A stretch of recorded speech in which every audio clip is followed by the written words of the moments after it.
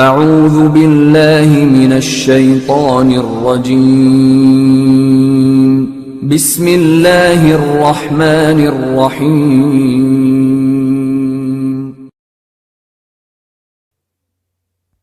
السلام علیکم ورحمۃ اللہ وبرکاتہ۔ ہمارے چینل دعوت قرآن و حدیث کو لائک کریں اور بیل کا بٹن دبانا مت بھولیں۔ جزاکم اللہ۔ نشهد ان لا اله الا الله ونشهد ان محمدا عبده ورسوله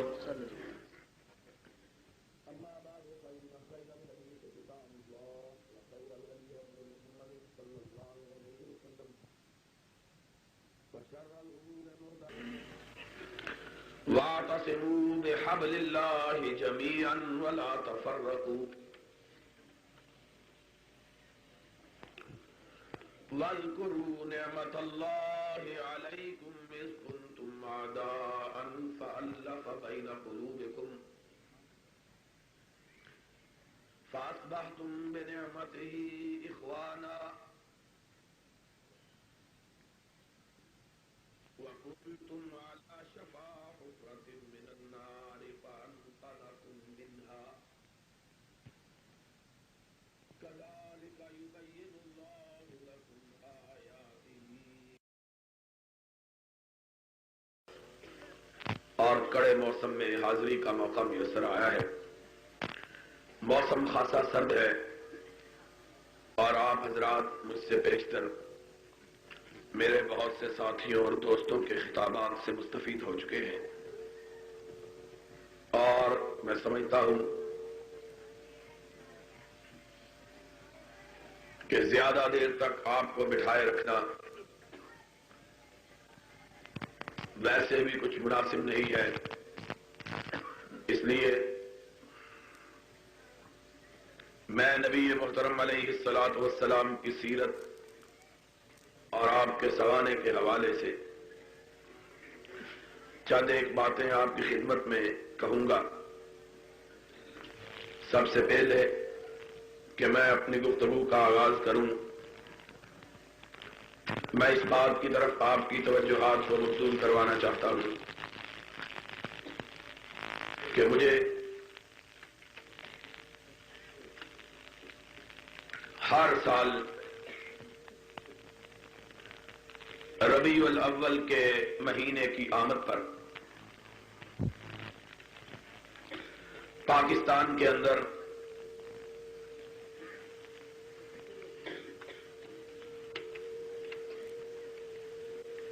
جو کہ مسلمانوں کا اور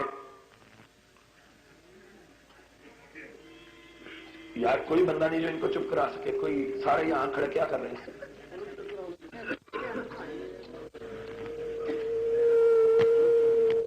اس ملک کے اندر جو ملک اسلام کے نام پر بنا ہے اور جس کے بیشتر باسی اور رہنے والے مسلمان ہیں، اس مہینے کی آمد پر اس ملک کے اندر مسلمان کچھ ایسی حرکات کرتے اور اس قسم کا وتیرہ اختیار کرتے، ایسی روش اپناتے اور ایسا طرز عمل اختیار کرتے ہیں جن کو دیکھ کر انتہائی دکھ اور افسوس ہوتا ہے۔ اس وجہ سے کہ جس کے نام سے یہ مہینہ منسوب ہے اور جس کی اس مہینے میں آمد ہوئی ہے، اس کا کردار کیا تھا اور ہم اس کا نام لے کر کون سے کردار کو اختیار کرتے ہیں۔ سرور گرامی حضرت محمد الرسول اللہ صلی اللہ علیہ وسلم 13 برس تک مکہ مکرمہ کی بستی کے اندر بازاروں میں، گلیوں میں چوراہوں میں لوگوں سے پتھر کھاتے رہے، ان سے گالیاں سنتے رہے، اپنے آپ کو مجنون کہلوایا، انہیں ساحر کہا گیا، کاہن کے لقب دیے گئے، بھائی اور باپ اور بیٹی اور ماں ان کے درمیان تفریق پیدا کرنے والا کہا گیا۔ لیکن اس سب کے باوجود، بلکہ اس سے بھی بڑھ کر آپ کے قدموں کو لہو لہان کیا گیا، آپ کے گلوئے اطہر میں کپڑا ڈالا گیا، آپ کے جسم کو اس طرح زخمی کیا گیا کہ کوئی حصہ ایسا نہ بچا جہاں سے خون نہ رس رہا ہو، آپ کے راستے میں کانٹے بچھائے گئے، آپ کی اپنے رشتہ دار عورت آپ پر کوڑا اور کرکٹ کے ڈھیر پھینکتی رہی، لیکن آپ یہ سب کچھ دیکھتے ہوئے، یہ سارے مظالم سہتے ہوئے، یہ ساری تکلیفیں برداشت کرتے ہوئے، ان ساری کٹھنائیوں سے گزرتے ہوئے،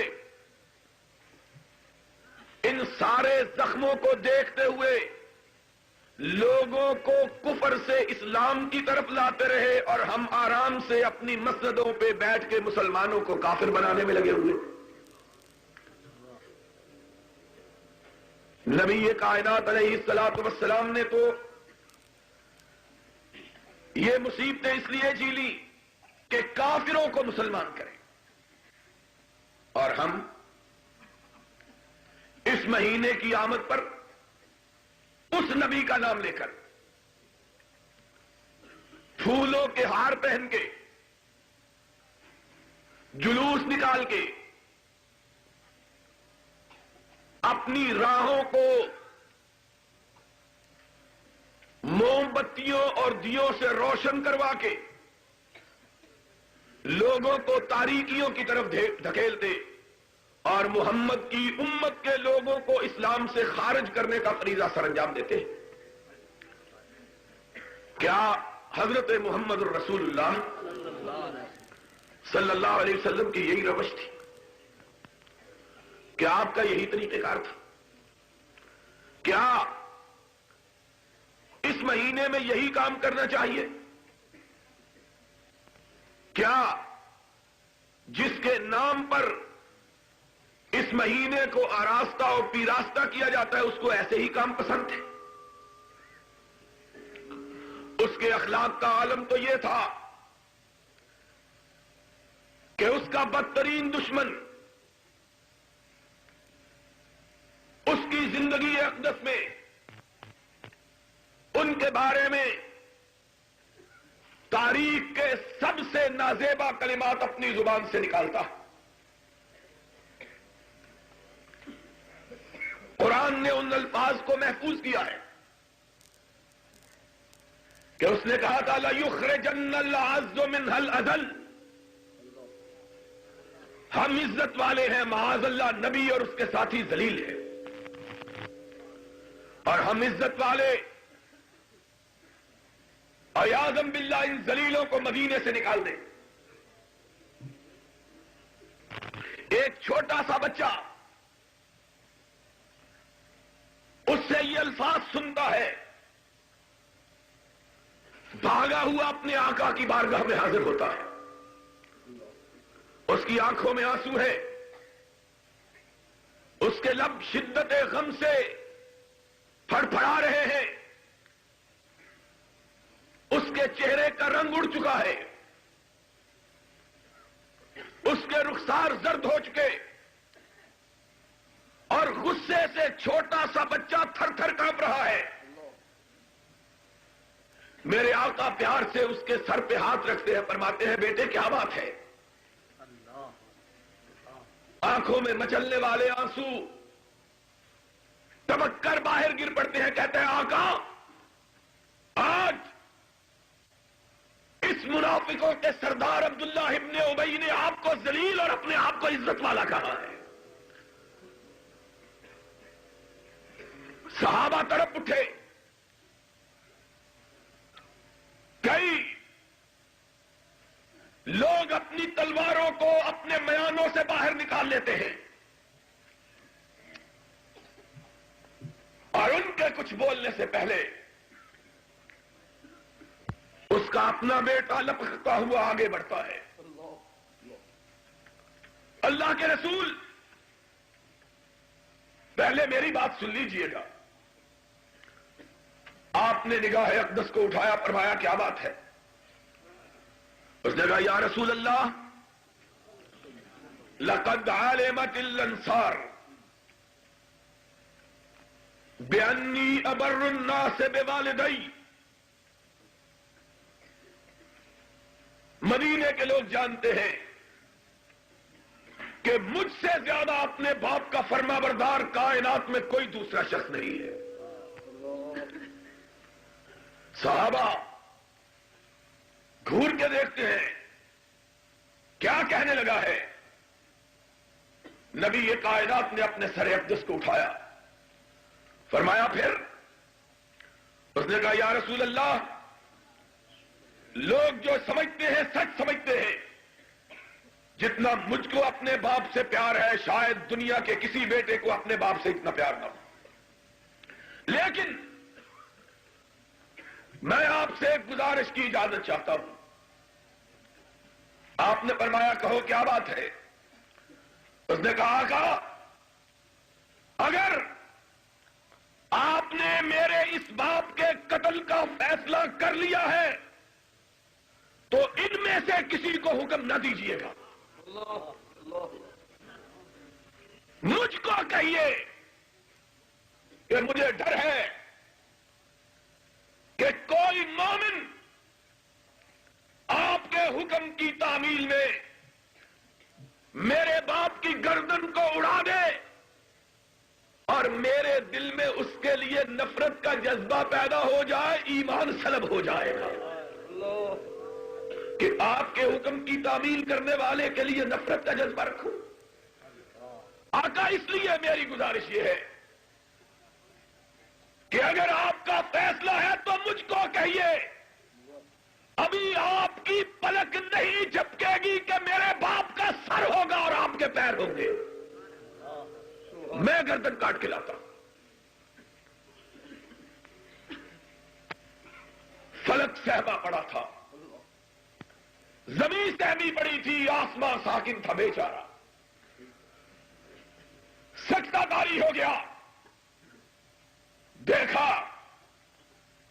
کہ وہ صادق الوعد مومن اپنی تلوار کو باہر نکال کر اس کی دھار پہ نظر ڈال رہا ہے. رحمت للعالمین کی نگاہ اقدس اٹھی, فرمایا عبداللہ ابن ابی کے مومن بیٹے اپنی تلوار کو میان میں ڈال دو. تیرا باپ اپنے آپ کو مسلمان وہ کتنا بڑا منافق ہی کیوں نہ ہو اس کی گردن کو اڑا کر اپنے ہاتھ کو کسی نام نہاد مسلمان کے خون میں بھی ملوث نہیں کرنا چاہتا. نعرہ تکبیر! راجہ میں اسلام علامہ احسان اللہ ظہیر! میں نہیں چاہتا کہ کسی مومن کے قتل کا, کسی مسلمان کے, مومن نہیں کسی مسلمان کے قتل کا حکم سکتا. یا رسول اللہ منافق ہے. کہا اس کا معاملہ اس کے رب کے ساتھ ہے. میں اسلام کا جھوٹا دعویٰ کرنے والے کو بھی کافر کہنا پسند نہیں. تمہارا نبی تو یہ ہے اور تم جن کو نہیں جانتے کہ ان کے ایمان کا کیا مقام ہے, تم نہیں جانتے رب کی نگاہ میں ان کی کیا عزت ہے, ان کا کیا احترام ہے. تمہیں کیا معلوم ہے کہ اللہ انہیں کس نگاہ محبت سے دیکھتا ہے. تم معمولی معمولی اختلافات کی بنیاد پر ان کو کافر کہتے ہو. کیا جس کی سیرت کے نام پہ جلسے کرتے ہو اس کی تعلیمات یہی ہے؟ جس کا دن مناتے ہیں اس کے دن کو اس کی یاد سے روشن کرنے کے لیے وہ کام کرتے ہیں جو وہ کام کیا کرتا تھا. اگر کوئی موسیقار مر جائے اس کا دن مناتے ہوئے لوگ سازندوں کو بلاتے ہیں, گویوں کو بلاتے ہیں, چمٹا بجانے والوں کو بلاتے ہیں, ڈھولک پہ تھاپ لگانے والے کو بلاتے ہیں, کیونکہ اس کی روح خوش ہوگی, وہ یہی کام کیا کرتا تھا. شاعر مر جائے اس کے دن کو مناتے ہوئے لوگ مشاعرے کرتے ہیں. ادیب مر جائے اس کی یاد تازہ کرتے ہوئے لوگ ادب پارے پیش کرتے ہیں. کوئی دلیر مر جائے, بہادر مر جائے, لوگ اس کی یاد مناتے ہوئے اس کی شجاعت کے تذکرے کرتے یا اس کی یاد میں سپاہیانہ کھیل کھیلتے. اور تم ربیع الاول کے مہینے میں جو کچھ کرتے ہو بتلاؤ, تم کس کی یاد کو زندہ کرتے ہو؟ ہم کو بھی بتلا دو. چمٹے بجاتے ہو تو معلوم ہوتا ہے کسی چمٹے بجانے والے کو یاد کر رہے ہو. ڈھولک پہ تھاپ لگاتے ہو, رقص کرتے ہو, مجرا کرتے ہو, گاتے ہو, جھومتے ہو, سوانگ بھرتے ہو, جعلی داڑیاں لگاتے ہو, اور پھر ٹیپ لے کر گانے گاتے ہو, اور فرصت ملے تو مومنوں کو کافر بناتے ہو. کس کی یاد تازہ کرتے ہو؟ ہم کو بھی بتلا دو.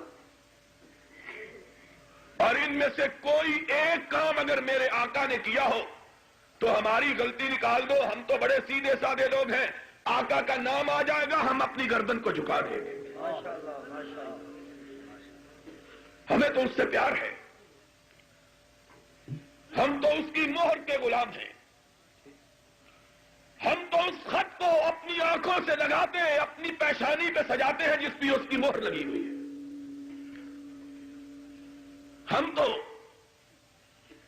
جانتے ہی اس کو ہے, کائنات میں کسی دوسرے سے ہماری واقفیت ہی نہیں ہے. اور وہ تو بھول سکتا ہے جس نے بہت سے لوگوں سے دوستی رکھی ہوئی ہو کہ پتہ نہیں کس کا خط آیا ہے. اس کو تو غلطی لگ جاتی ہے جو ہرجائی ہو کہ پتہ نہیں کس نے سندیسا بھیجا ہے, کس نے پیغام بھیجا ہے. اور جس نے جی میں ایک کو بسایا, من ایک سے لگایا ہو, وہ تو اس کے خط کی خوشبو دیکھ کے کہہ دیتا ہے کہ مدینے سے خط آیا ہے. ہم کو بتلا دو, ہم ماننے کے لیے تیار ہیں. ہمارے ساتھ تو کوئی لمبی چوڑی بحث کی بھی ضرورت نہیں.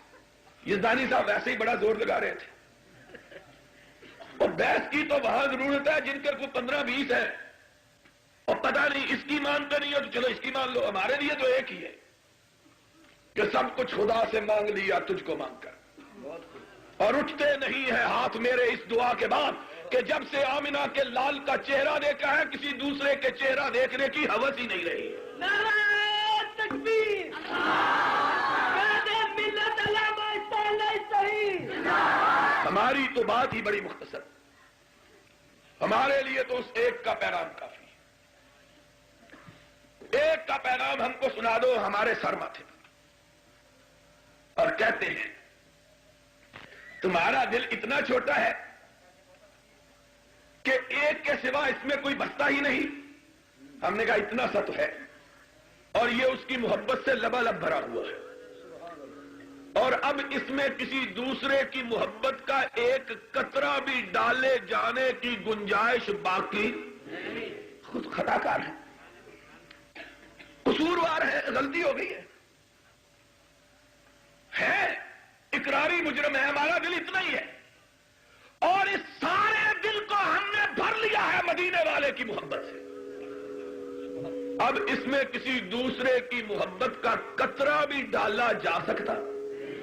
تمہارا دل بٹھل سے بھی بڑا ہے کہ پاک پٹن سے لے کر بصرے تک ہر کی محبت اس میں پڑی ہوئی.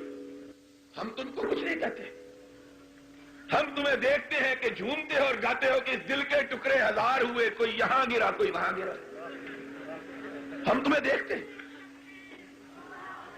تمہارا دل بہت بڑا ہے، کئی قصاب مل کر اس کے ٹکڑے ٹکڑے کریں تب بھی اس کو نہیں ٹکڑے ٹکڑے کر سکتے۔ ہمارا تو ہے ہی اتنا سا، ہے ہی اتنا سا، اس لیے نہ کسی کو دیکھ کے مچلتا ہے، نہ کسی کا چہرہ دیکھ کے پھسلتا ہے۔ تم نے عشق کا نام سنا ہوا ہے اور ہم نے نام تو نہیں سنا، ہمارے رگ و پے میں سرایت کیے ہوئے ہیں۔ ہم نے تو یہ سمجھا ہے کہ عشق تو ایک سے ہوتا ہے، پیار تو، اور اسی کو یار کہتے ہیں جو ایک کو مانے، اور جو جگہ جگہ جی لگائے اس کو یار نہیں کہتے، ہر جائی کہتے ہیں۔ تمہارے اور ہمارے پیار میں اتنا ہی فرق ہے جتنا شیخ سعدی نے کہا ہے۔ اس نے کہا ایک بابا جا رہا تھا بازار میں، ایک خوبصورت خاتون وہاں سے گزری۔ بابا جی نے کبھی اتنی خوبصورت عورت دیکھی نہیں تھی، دل پکڑ کے بیٹھ گئے، اب پیچھے پیچھے چلنا شروع کر دے گا۔ بابا تیری مت ماری گئی، بڑھاپے میں تجھ کو کیا ہو گیا ہے؟ کہہ لگا بی بی میں عاشق ہو گیا۔ اس نے کہا پھر عاشق ہی ہونا تھا بدبختہ، تو میری بہن پہ عاشق ہوتا جو مجھ سے بھی زیادہ خوبصورت ہے۔ بابا کچا تھا، اس نے کہا وہ کدھر ہے؟ اس نے کہا پیچھے آ رہی ہے۔ اس نے پیچھے مڑ کے دیکھا، اس نے تھپڑ مارا زور سے۔ اس نے کہتا عاشق ہوتا تو پیچھے مڑ کے دیکھنا گوارا، اور ہم کو بھی دیکھو، اور جماعت اسلامی والا سن لو، ہم کو یہ کہنا دیتے ہو شریعت بل نہیں مانتے، اور نہیں مانتے اس لیے کہ اس میں مدینے والے کے ساتھ کسی دوسرے کا بھی نام لکھا ہوا ہے۔ نعرہ تکبیر، نعرہ تکبیر، قائد ملت علامہ احسان اللہ شہید، جمعیت اہل حدیث پاکستان۔ ہم سے تانا دیتے ہو، کعبے بخش بھائی، شام کعبے بخش بھائی، جاؤ کوئی لے کے آؤ دستاویز جس پہ صرف آمنہ کے لال کا نام لکھا ہوا ہو۔ خدا کی قسم ہے ہم پڑھیں گے بھی نہیں، سر دے دیں گے، کہیں گے آمنہ کے لال کا نام تو لکھا ہوا ہے۔ اور قیامت کے دن عرش والا پوچھے گا کیا لے کے آئے ہو؟ کہیں گے اللہ دو ہی سبق سیکھے تھے کہ جھکاؤ تو سب تیرے آگے جھکاؤ، اور دل میں بساؤ تو صرف محمد کو بساؤ۔ اللہ اس مدینے والے کی عظمت کے لیے اس کے پیار میں اپنی گردن کو کٹا کے لے کے آئے، تم ہم سے منواتے ہو؟ آؤ ہم سے بات کرنی ہے تو سیدھی سادی کرو، ہم کوئی یار ہر جائی نہیں ہے کہ کسی پنجابی میں نے کبھی نہیں بولی، لیکن ایک بات یاد آ گئی ہے کہ جتنی دیکھی توا پرات اوٹھے گزاری ساری رات، یہ ہم سے نہیں ہو سکتا، اس کے لیے کسی اور بڈھے کو منگوا لو۔ کیوں یزدانی؟ ہم سے یہ نہیں ہو سکتا۔ ہم نہ کسی کا توا دیکھتے ہیں، نہ کسی کی برات دیکھتے ہیں، اور نہ کسی کی شادی دیکھتے ہیں، نہ کسی کی برات دیکھتے ہیں، نہ کسی کی کرسی دیکھتے ہیں، نہ کسی کا اقتدار دیکھتے ہیں، نہ کسی کی طاقت دیکھتے ہیں، نہ کسی کا اختیار دیکھتے ہیں، نہ کسی کی حکومت دیکھتے ہیں، نہ کسی کا وقار دیکھتے ہیں، نہ کوئی کرنیل دیکھتے ہیں، نہ کوئی جرنیل دیکھتے ہیں، نہ ضیاء الحق دیکھتے ہیں، نہ جنیجو دیکھتے ہیں۔ ہم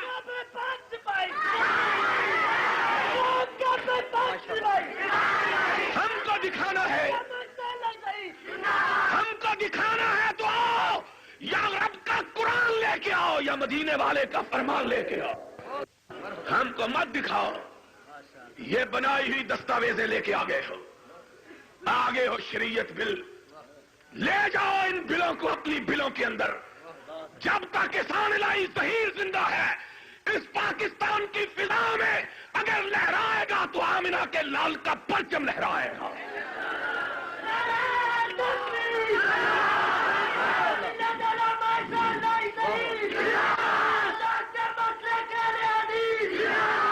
لے کے آگے ہے، بل لے کے آگے، جاؤ بے وقوفوں شکار کرو یا ان کو شکار کرو جن کا نام بیچاروں کا چھپ نہیں سکتا، تمہارے وسیلے سے چھپ جائے گا۔ ہم نہ وسیلے کے قائل نہ پتیلے کے قائل، لے جاؤ ان کو اٹھا کر۔ ہم سیدھی بات کرتے ہیں، اور جو لوگ ضیاء الحق کے 10 سالہ ماشاء اللہ کے اقتدار کے زمانے میں نہ ضیاء الحق سے ڈرے نہ اس کے ماشاء اللہ سے ڈرے، تمہاری ان بلی کی میاؤں سے ڈر جائیں گے؟ اور یہ بلی بھی بیچاری مری ہوئی جس کو کئی دن سے چیچڑے نہیں ملے۔ اختلاف تو چیچڑوں کا ہے، اور کس بات کا اختلاف ہے؟ صرف چیچڑوں کا اختلاف ہے۔ شرم کی بات ہے، آج ہم سے باتیں کرتے ہیں ضمیر فروش، ایمان فروش، دین فروش، ان کی حالت یہ ہے، سنو بات کو، یہ جاتے ہیں 18 اکتوبر کو مظاہرہ کرنے کے لیے اسلام آباد کے اندر، اور دوسرے دن اسی حکومت کو جس کو کافر کہا، فاسق کہا، ظالم کہا، اس کے وزیر کو اپنے مدرسے میں بیٹھ کر اس کے سامنے گداگری کے لیے جھولی پھیلا کر اپنے لیے چندہ مانگتے ہو۔ تم ان لوگ، ایک گروہ نے وزیر خزانہ یاسین بٹو کو منگوایا اور 2 دن پہلے جلوس نکالا، اور پھر اپنی جھولی بے جا سخیا رائے خدا تیرا اللہ بوٹا پٹے گا۔ یہ شریعت بناؤ، اپنے مدرسے کے اندر بلایا، سنتا جا شرماتا جا، اور اگر کوئی غیرت ہے تو مرتا جا۔ کوئی خدا، اور تم نے شریعت لینی ہے جو جھوٹا لے کے گئے، اور شریعت لیں گے تو یہ لیں گے جو رب کے لیے، رب کے رسول کے لیے گردن گھٹانا تو جانتے ہیں، کسی کے سامنے ہاتھ پھیلانا اسلام کا بے باک سپاہی، یہ گداگر خدا کی قسم ہے۔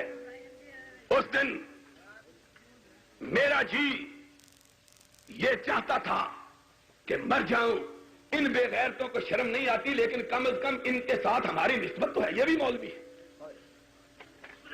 یہ بھی مولوی 2 دن صبر نہیں ہو سکا، 2 دن نہیں صبر ہو سکا، 2 دن اپنے گراگری کے کجے کو بند کر کے رکھ دے، 2 دن نہیں کر سکے۔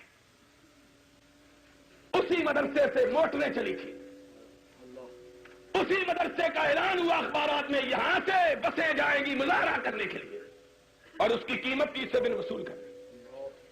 جنگ میں چھپی خبر، نوائے وقت میں چھپی، امروز میں چھپی، مشرق میں چھپی۔ کہا ہماری بات مانو، اس نے کہا نہیں مانتے، کہہ لو پھر اسی تنخواہ پہ گزارا کر لیں گے۔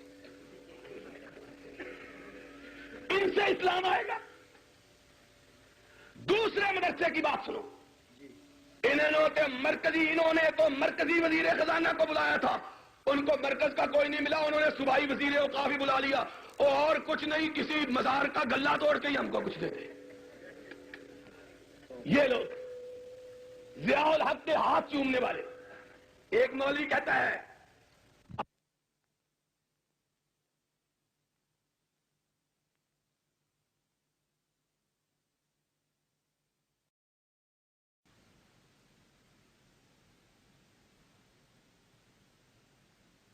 کوئی نہیں ملا، انہوں نے صوبائی وزیر اوقاف ہی بلا، اس کے پروانے لڑیں گے، شریعت کے لیے لڑیں گے تو یہ میرے بیٹے لڑیں گے، جن کا عقیدہ یہ ہے ان صلاتی و نسکی و محیای و مماتی للہ رب العالمین، جو موت و حیات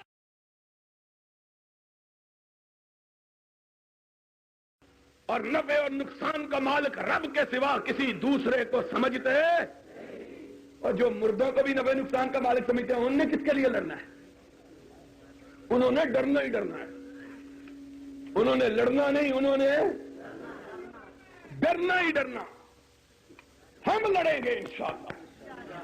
اور سی آئی ڈی والوں لکھ لو، ضیاء الحق کو پیغام بھیجو، کم از کم 1 رات کی نیند تو اس کی حرام ہو جائے گی۔ اس کو لکھو کہ جس دن اہل حدیث کتاب و سنت کی بالادستی کے لیے سروں پر کفن باندھ کر میدان میں نکل آئے، بازاروں میں آ گئے، تو پھر سن لو، یا رب کے رسول کا پرچم لہرائے گا، تم نہیں ہوگے، اور اگر تم ہوگے تو پھر ہم نہیں ہوں گے۔ نعرہ تکبیر، عالم اسلام علامہ احسان اللہ تحریر، جمعیت اہل حدیث پاکستان، اہل حدیث یوتھ فورس، توحید و سنت، شرک و بدعت۔ سن لو بات کو، آج کہتے ہیں شریعت بل، اور یہ بل لے کے آگے شریعت کے نام پہ کوئی بات نہیں، غلطی لگ جاتی ہے۔ مولوی صاحب بھی جذبے میں نعرے مار رہے تھے نا، ان کو نہیں پتا تھا کہ آپ جذبے میں پوری طرح ہوش و حواس کھو بیٹھے۔ میں یہ بات کہہ رہا تھا، یہی دیوانوں کا کام ہے جو نہ آگے دیکھتے ہیں نہ پیچھے، اور خدا کی قسم ہے میری عادت نہیں ہے کسی کا نام لے کر بات کرنے کی۔ ان میں سے ایک بڑا مولوی وہ تھا جو آج بڑا رستم زمان بنے ہوئے ہیں۔ ہم کو پتا ہے یہ لڑائی کتنی دیر تک چلے گی، اور ہم سب کو جانتے ہیں۔ کبھی کبھی میں کہا کرتا ہوں، مجھ پہ ظاہر ہے تمہارا باطن، منہ نہ کھلواؤ کہ میں وہابی ہوں۔ ہم سے کوئی چیز تمہاری مخفی نہیں ہے۔ ہم جانتے ہیں تم لڑائی کے میدان میں اس وقت نکلتے ہو جب علاقے کے تھانے دار سے اجازت لے لیتے ہو۔ تم اتنے بہادر ہو، جب تک علاقے کا تھانے دار اجازت نہ دے تم نے کبھی لڑائی کی بات، بڑے بڑے مانس لوگ ہیں، ہم جانتے ہیں۔ اور انہی کو دیکھ کر اقبال نے کہا تھا، میں جانتا ہوں انجام اس کا جس مارکے میں ملا ہو غازی۔ یہ ملا لرز جاتا ہے آواز اذان سے، اس کو ہم جانتے ہیں یہ کتنے بھرتے میں اور کتنے پانی میں ہے، اور حکومت بھی جانتی ہے۔ اسی لیے ان کی تقریریں بھی، ان کے جلسے بھی، ان کا احتجاج اسلام آباد میں بھی ہوتا ہے، کوئی ان کو نہیں روکتا۔ اور ہم جاتے ہیں کسی جگہ، تھانے دار، اس بیچارے کی چھٹی جو ہے وہ ختم ہو جاتی ہے۔ وہ اے سی صاحب یہاں کے اتنے شریف آدمی ہیں، میں جانتا ہوں، میں بہت ہی تعریف نہیں کرتا، مجھے بیچارے نو کڈ ہی نہ دیں۔ وہ بیچارہ 8 میل دور بار ہمارے آنے کی آمد کی خبر سن کر بیچارے باہر گئے، شریف آدمی، اور ہم آتے ہیں، کب کبھی تاری ہو جاتی ہے، جانتے ہیں وہ آ رہے ہیں کہ یا اپنا گرے چاک یا دامن یزنا چاک، اور تم پارلیمنٹ ہاؤس کے باہر مظاہرے کے لیے بھی جاتے ہو، کوئی تمہیں نہیں روکتا۔ کیوں نہیں روکتا؟ اس لیے کہ حکومت جانتی ہے اپنے گھڑے کی مچھلیاں ہی آ رہی ہیں، اپنے بال کے ہی آ رہے ہیں، اپنے پٹھو ہی آ رہے ہیں، اور اپنے پٹھوؤں کو لوگ کہتے ہیں چڑھ جا بیٹا، کوئی بات نہیں۔ اگر ہم کبھی نکلے پھر دیکھنا زمانے کی کروٹیں کیسی بدلتی ہیں، آسمان کیسے رنگ بدلتا ہے، اور زمین تم پر کیسے تنگ ہوتی ہے، فضائیں اپنا رخ کیسے تبدیل کرتی ہیں۔ جب ہم نکلیں گے تو انشاءاللہ پاکستان میں تمہارا رہنا دوبر ہو جائے گا۔ یہ نکلتے ہیں پوچھ کر۔ ان میں سے ایک بڑے مولوی کی بات یہ ہے، سن 77 کی تاریخ میں آج یہ پیپلز پارٹی کے خلاف اور ہم نے بھٹو کے دور میں لڑائی لڑی، کائنات گواہ ہے، پاکستان کی تاریخ گواہ ہے۔ بھٹو کے زمانے میں مجھ پر 45 کیس چلائے گئے، 40 اور 5 مقدمے چلائے گئے، 2 قتل کے کیس مجھ پر دائر کیے گئے، 2 مرڈر کیسوں میں مبتلا کیا گیا۔ میں نے اپنے ہاتھ سے کبھی مرغی بھی ذبح نہیں کی، مجھ کو کہنے لگے 2 بندے مار دیے ہیں۔ ہم نے لڑائی لڑی۔ یہ اگر مولانا حافظ ابراہیم کبیر پوری کا وقت ہوتا، فرصت ہوتی تو آپ کو بتلاتے، جب ہم بھٹو کی آمریت کو للکار رہے تھے، یہ رات کی تاریکیوں میں چھپ کر بھٹو سے ٹکٹیں مانگ رہے تھے۔ آج بڑے رستم زمان بنے ہوئے اس زمانے کی بات کرتا ہوں۔ ان میں سے ایک بڑا مولوی ہمارے ساتھ تھا، سن 77 کی تاریخ چل رہی تھی، ہم نے 72 سے تاریخ چلا رکھی تھی۔ جس دن بھٹو اقتدار پہ آیا، سب سے پہلی اس کے خلاف تقریر 2 آدمیوں نے کی تھی. ایک آغا شورش مرحوم تھے, دوسرا میں تھا. موچی دروازے کے اندر کھڑے ہو کر ہم نے بھٹو شاہی کو للکارا, اور میں نے تب کہا تھا بھٹو سن لو, ساری کائنات تیری خدائی کو مان لے, وہاں بھی تیری خدائی نہیں مان سکتے. ہم نے صرف عرش والے کی خدائی مانی ہے. پھر 77 تک لڑتے رہے, اور 77 کو ساری کائنات باہر نکلی. ان مولوی صاحب نے بھی سوچا, جو آج شریعت بل کے ایک بڑے لیڈر بنے ہوئے ہیں, کہ میں بھی لہو لگا کے شہیدوں میں نام لکھوا لوں. ان کا خیال تھا اب پوری کائنات نکل پڑی ہے, اب پورا زمانہ نکل پڑا ہے, اب کوئی تکلیف نہیں ہوگی, اب کوئی گرفتاری نہیں ہوگی, اب کوئی تشدد نہیں ہوگا. یہ 9 اپریل کی بات ہے, جس دن لاہور کی شاہراہیں نظام مصطفیٰ کے شہیدوں کے خون سے گلنار ہو گئی تھی. اس دن کی بات ہے. علماء کے جلوس کی قیادت میں کر رہا تھا, یہ بزرگ بھی میرے ساتھ تھے. اچانک کیا دیکھا, سامنے پولیس کھڑی ہے, اس نے ذرا بختر پہنے ہوئے ہیں, ہاتھوں میں ڈنڈوں کی بجائے ریفلیں پکڑی ہوئی ہیں, اور ایک لائن انہوں نے ایک سرخ لائن کھینچی ہوئی ہے. ہم جب جلوس لے کر آگے بڑھے, ایک مجسٹریٹ میرے پاس آیا, اس نے مجھے کہا علامہ صاحب سنیے, اس لکیر سے جو آگے گزرے گا ہم اس کو گولی مار دیں گے, آپ مہربانی کریں جلوس کو واپس لے جائیں. میں نے اس کو کہا مجھے اس ماں نے جنا ہے جس نے صرف پلٹنے کا طریقہ سکھلایا ہے, جس نے صرف جھپٹنے کا طریقہ سکھلایا ہے, پلٹنے کا طریقہ نہیں سکھلایا ہے. ہماری لغت کے اندر شہید تو موجود ہے, ہماری تاریخ کے اندر اسماعیل تو موجود ہے, ہماری تاریخ کے اندر سید احمد تو موجود ہے, ہماری تاریخ کے اندر مجدد القسانی تو موجود ہے, ہماری تاریخ کے اندر امام ابن تیمیہ تو موجود ہے, ہماری تاریخ کے اندر احمد ابن حنبل تو موجود ہے. نہ کوئی جعفر موجود ہے, نہ کوئی میر زکن موجود ہے. ہم نے جبٹنا سیکھا ہے, پلٹنا نہیں سیکھا. تم ان کو کہو گولی چلائیں, ہم سرور کائنات کی عظمت کے لیے اپنے سینوں پہ گولی کھائیں گے. کائنات دیکھے گی کہ وہابیوں کے بیٹے پشت پہ گولی نہیں کھاتے. میں آگے بڑھا, مولوی صاحب پیچھے ہٹنے لگے. میں نے دیکھا, میں نے کہا کہاں جا رہے ہو؟ کہنے لگا میں اماں جی سے اجازت لے کے نہیں آیا ہوں, خدا کی قسم ہے.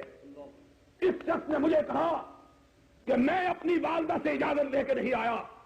میں نے کہا جاؤ, پھر پلٹ جاؤ, اپنی ماں کو میرا سلام کہنا, اور اگر میں مر جاؤں آج تو میری ماں کو بھی میرا سلام کہنا, اور کہنا تیرے بیٹے نے بھی تجھ سے اجازت نہیں لی تھی, میں نے بھی تجھ سے اجازت نہیں مانگی تھی, لیکن اماں مجھے یقین تھا کہ اگر محمد کی آبرو کے لیے میں تجھ سے کٹنے کی اجازت لیتا تو یہی جواب دیتی, بیٹا اجازت لینے میں وقت کیوں ضائع کیا ہے, کہیں رب ناراض نہ ہو جائے.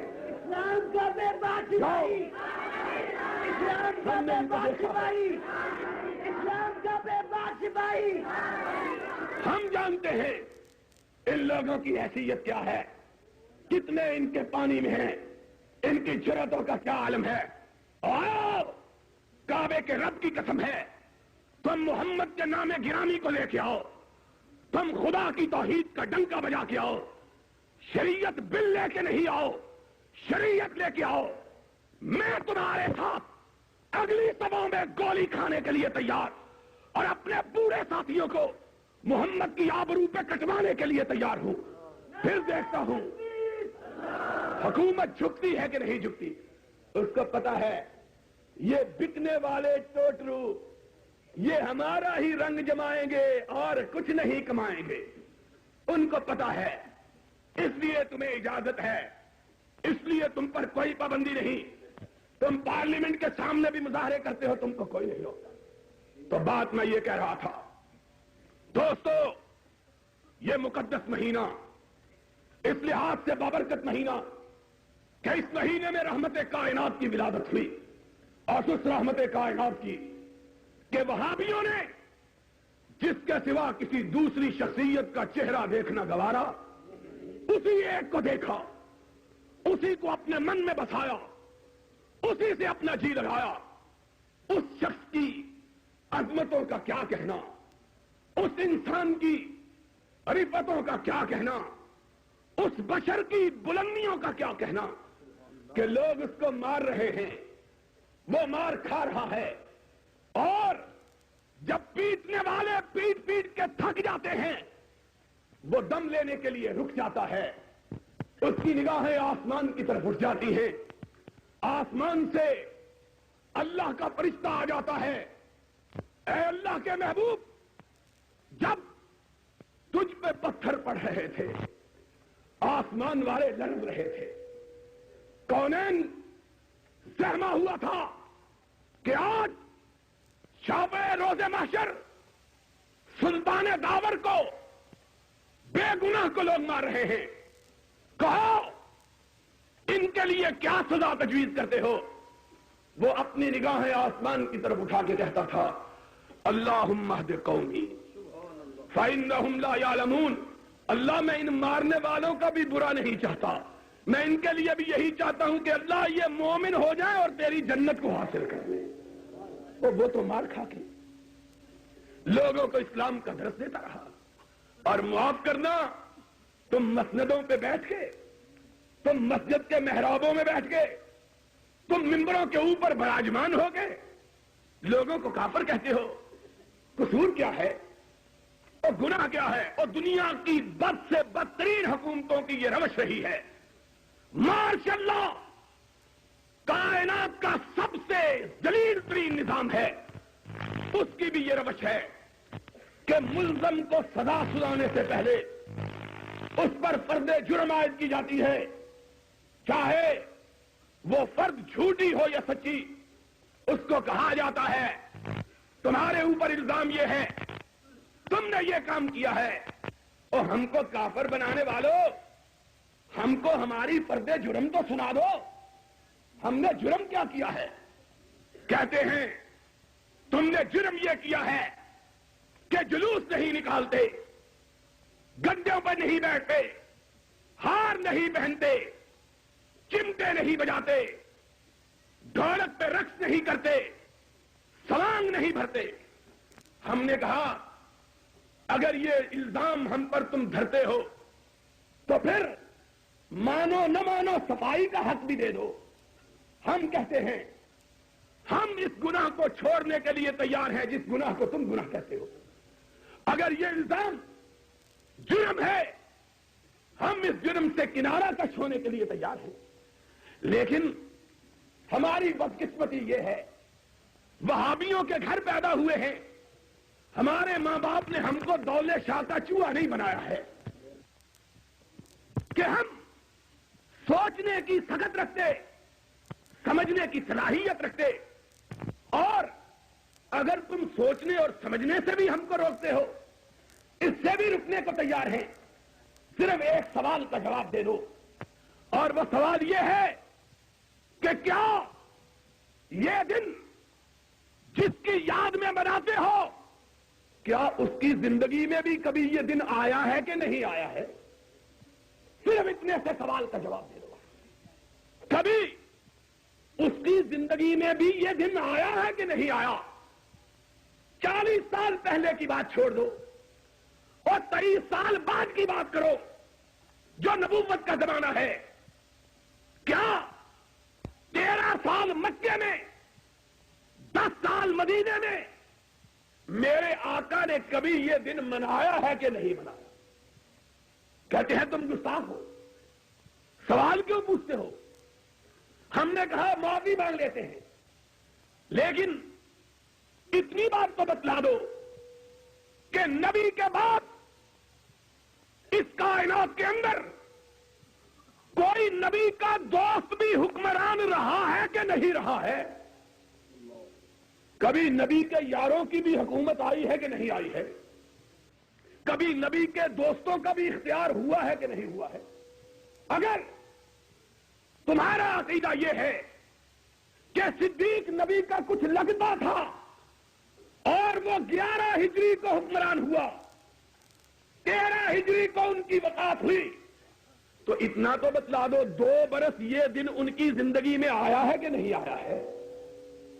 اور پھر بتلا دو کہ فاروق کے بارے میں تمہاری رائے کیا ہے؟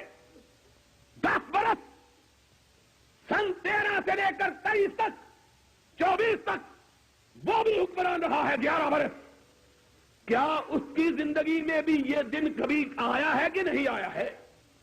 پھر 12 برس اس کے بعد نبی کا اپنا داماد 2 بیٹیوں کا شوہر عثمان حکمران رہا ہے، کیا اس کے دور اختیار میں بھی کبھی یہ دن آیا ہے کہ نہیں آیا ہے؟ پھر اس کے بعد ان کی چھوٹی بیٹی کا شوہر اور ان کے بیٹوں کا باپ، حسنین کا باپ علی مرتضی 35 ہجری سے لے کر 40 ہجری تک حکمران رہا ہے، 5 سال اس کے زمانے میں بھی یہ دن آیا ہے کہ نہیں آیا ہے؟ ان کے بعد خود ان کا اپنا لخت جگر، اپنا نواسا حسن آدھا برس حکمران رہا، ان کے دور میں بھی ربیع الاول گزرا، کیا انہوں نے بھی یہ دن منایا ہے کہ نہیں منایا؟ یارو ہم اپنے لیے تو نہیں لڑتے، ہم کو مجرم کہہ دو تو کوئی بات نہیں، لیکن دیکھو تو صحیح کہ تمہاری ستمگری کن کن لوگوں پہ اثر انداز ہو رہی ہے۔ اگر یہ دن نہ منانا جرم ہے تو بتلاؤ قیامت کے دن صدیق کو کیا کہو گے، فاروق کو کیا کہو گے، عثمان کو کیا کہو گے، حیدر کرار کو کیا کہو گے، نبی کے بیٹے حسن کو کیا کہو گے؟ ان پر کون سی پردے جرم لگاؤ گے؟ جاؤ اگر تم یہ کہو کہ ہم بھی اسی جرم کے مرتکب جس کے یہ مرتکب تھے، تو ہمارے نصیبے کا کیا کہنا کہ ہم بھی اسی صف میں کھڑے ہوں جس صف میں صدیق و فاروق کھڑا ہو؟ پھر اس سے بڑی ہمارے نصیبے کی بات کیا؟ لوگوں آؤ انصاف کی بات کرو۔ آج تمہارا ملک اس بات کا متحمل نہیں ہے کہ معمولی باتوں کو، ان باتوں کو جن کو تم نے خود تراشا ہے، نہ قرآن میں جن کا ذکر، نہ محمد کے فرمان میں جن کا تذکرہ، ان باتوں پہ لڑ کے امت کو بانٹ رہے، امت میں تفرقہ پیدا کر رہے، امت میں خلفشار پیدا کر رہے، امت میں انتشار پیدا۔ آج امت کو اتحاد کی ضرورت ہے، آج امت کو اتفاق کی ضرورت ہے۔ بیرونی جارحیت ہمارے دروازوں پہ دستک دے رہی ہے، روسی فوجوں کی شاہ پر افغانستان ہر روز پاکستان پہ بمباری کر رہا ہے، مسلمانوں کی بہو بیٹیاں لٹ رہی ہیں، مسلمانوں کی آبروئیں کٹ رہی ہیں۔ ہندوستان پاکستان کا اصلی دشمن، ہندو مسلمانوں کا بدترین دشمن، اپنی فوجیں ہماری سرحدوں پہ لے آیا ہے، اور یہ حکمران طبقہ دونوں ہاتھوں سے ملک کو لوٹ رہا ہے۔ پنجاب کے وزیر اعلیٰ کے بارے میں فرنٹیئر پوسٹ 3 نومبر کے اندر چھپا ہے کہ اس وزیر اعلیٰ نے پنجاب کا اربوں روپیہ لوٹا ہے۔ ایک ملا بے غیرت جس نے چند روز پیشتر جھوٹ کہا کہ محمد کریم میرے پاس آئے اور رسول اللہ میرے پاس آئے، جھوٹ بولا اور کہا میں نے اس وزیر اعلیٰ سے کوئی فائدہ نہیں اٹھایا۔ اس کے بارے میں دستاویزی ثبوت چھپا کہ جس طرح رسول اللہ کے بارے میں جھوٹ بولا، اس طرح وزیر اعلیٰ کے بارے میں بھی جھوٹ بولا۔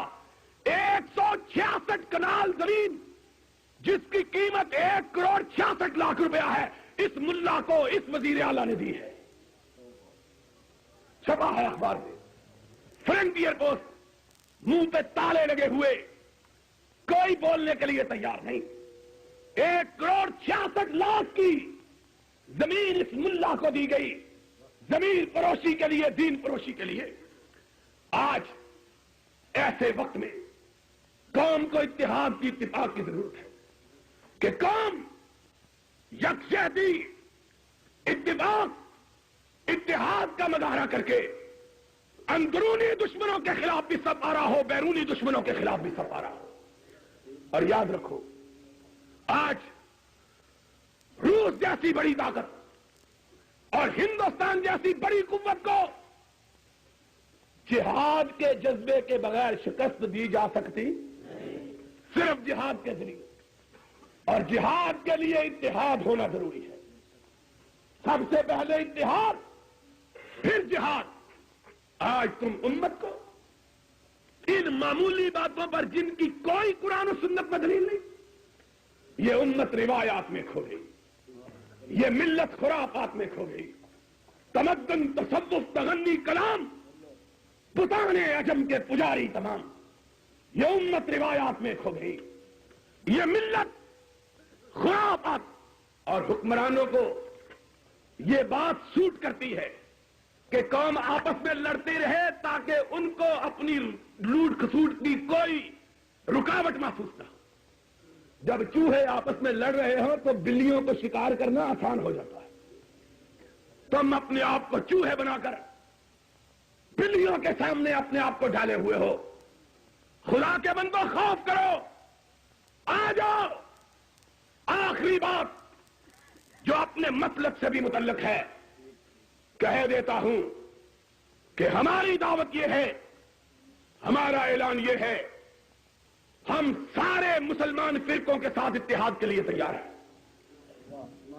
کوئی گروہ، کوئی جماعت، ہم اس سے اتحاد کے لیے تیار ہیں۔ بریلویوں کے ساتھ، دیوبندیوں کے ساتھ، بدقسمتی سے جماعت اسلامی بھی فرقہ بن گئی ہے، ان کے ساتھ بھی، ان کے ساتھ ہم اتحاد کے لیے تیار ہیں۔ آ جاؤ، ہم اتحاد کر لیں۔ اتحاد اس وقت کی ضرورت ہے، لیکن اتحاد ہوگا انہی بنیادوں پر جو رب اور رسول نے بیان کی ہیں۔ ان تنازعتم فی شیء فردوہ الی اللہ ہے۔ جو سمندری کے لوگوں، میرا یہ پیغام سن لو، جو جماعت قرآن و سنت پر اتحاد کے لیے خواہش رکھتی ہے، ہم جمعیت اہل حدیث پاکستان کے لوگ صبح کا سورج طلوع ہونے سے پہلے اس کے ساتھ اتحاد کو تیار ہیں۔ لیکن ایک بات سن لو، قرآن و حدیث کو چھڑوا کے کوئی اتحاد کامیاب ہو سکتا نہیں۔ جتنے جی چاہے ہاتھ اکٹھے اٹھا، اتحاد ہوگا یا رب کے قرآن پر ہوگا یا محمد کے، ہم تیار ہیں۔ اور انشاءاللہ العزیز اتحاد ہی سے اس ملک کو بچایا جا سکتا ہے، قرآن پر، محمد کے فرمان پر۔